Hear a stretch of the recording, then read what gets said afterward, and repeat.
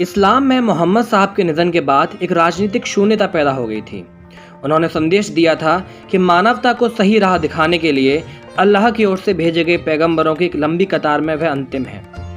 यह माना गया कि मोहम्मद साहब के बाद और कोई दूसरा पैगंबर इस धरती पर नहीं आएगा। लेकिन मोहम्मद साहब सिर्फ पैगंबर नहीं थे, बल्कि मुसलमानों के धार्मिक नेता और नए नए बने अरब राज्य के प्रमुख भी थे। उनकी शिक्षा में कुरान था, जिसे अल्लाह का कथन माना गया। उनके निधन के बाद पैगंबर के रूप में किसी अन्य का स्थान ग्रहण करने का कोई सवाल ही नहीं था। लेकिन किसी को तो राज्य की जिम्मेदारी उठानी थी और धार्मिक समुदाय का दिशा निर्देश करना था। इस मकसद के लिए पहले से कोई कायदा कानून तय नहीं था, इसलिए इस बिंदु पर विवाद की खासा गुंजाइश थी।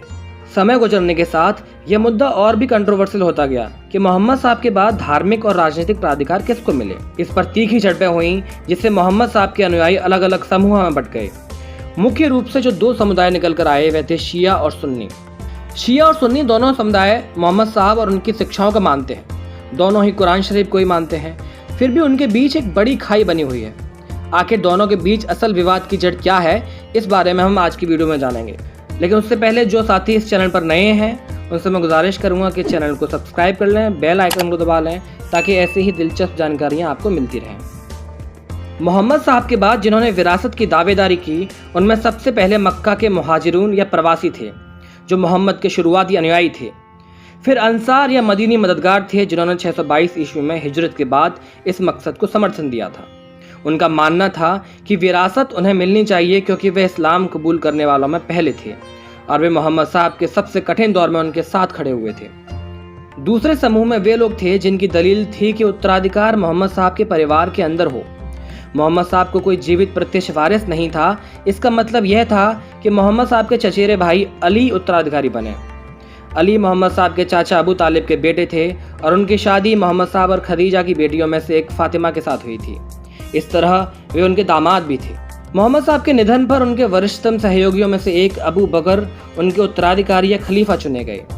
खलीफा का शाब्दिक अर्थ उत्तराधिकारी होता है, जो यहाँ मोहम्मद के उत्तराधिकारी का सूचक है। अगली कुछ सदियों तक खलीफा मुसलमानों के धार्मिक नेता और मोहम्मद साहब द्वारा स्थापित राज्य के प्रमुख की मुख्य उपाधि रही और अबू बकर को पहला खलीफा मानने वाले लोग सुन्नी कहलाए। सुन्नी परंपरा के अनुसार अबू बकर के अलावा 3 और खलीफा हुए हैं और वे हैं उमर, उस्मान और अली। इस तरह सुन्नियों ने अली को चौथा खलीफा माना। सुन्नी शब्द अहल अल सुन्ना से बना है, जिसका मतलब है परंपरा को मानने वाले लोग। इस मामले में परंपरा का संदर्भ ऐसे रिवाजों से है जो पैगंबर मोहम्मद और उनके करीबियों के व्यवहार पर आधारित हो। अब जो दूसरा समूह था, उसका मानना था कि अली ही मोहम्मद साहब के असली वारिस हैं और ऐसा मानने वाले शिया कहलाए। शिया मुसलमान ने खिलाफत को मानने से इनकार कर दिया और उनके अनुसार पहले 3 खलीफा गलत तरीके से बने हैं। इस हिसाब से उन्होंने अली को चौथे खलीफा के रूप में न देखकर पहले इमाम के रूप में देखा और अली को ही अपना पहला नेता माना है। इस तरह शियाओं ने खिलाफत को दरकिनार कर इमामत में अपना यकीन दिखाया और शियाओं में 12 इमाम हुए। उत्तराधिकार की लड़ाई में दोनों समुदाय के बीच जो खाई बनी, वो समय के साथ धीरे धीरे और गहरी होती चली गई। तमाम समानताओं के बावजूद कुछ और मतभेद भी हैं, जैसे दोनों समुदायों के बीच नमाज पढ़ने का तरीका अलग है।